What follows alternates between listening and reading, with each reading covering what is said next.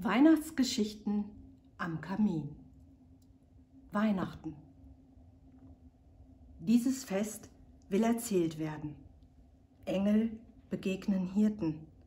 Ein Stern weist den Weisen den Weg. Gott kommt als Kind hinein in diese Welt. Immer wieder neu inspirieren die biblischen Grunderzählungen des Weihnachtsfestes Menschen. Sie laden sie ein, ihre eigene Weihnachtsgeschichte zu erzählen, sich selber hineinzuerzählen in das Besondere der Advents- und Weihnachtszeit.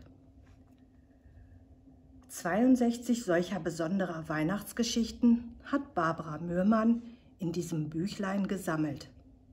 Weihnachtsgeschichten am Kamin lautet der Titel, unter dem Kurzweiliges und Besinnliches, Humorvolles und Nachdenkliches zu lesen ist. Weihnachten, das ist zum Beispiel nicht nur ein Fest, es ist auch ein Wort, das aus dem weitere Wörter gebildet werden können.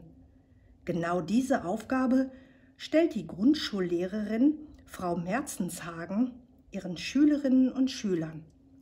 In der religiös gemischten Klasse entsteht ein dynamisches Unterrichtsgespräch. Alle denkbaren Worte werden an die Tafel geschrieben.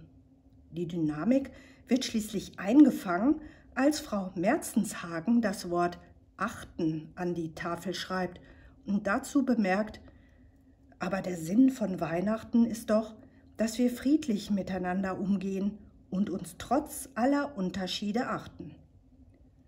Der 34. Band von Weihnachtsgeschichten am Kamin ist 2019 im Rowohlt Verlag erschienen und beinhaltet ein breites Spektrum an Kurzerzählungen, die sich auch zum Vorlesen in Gruppen eignen.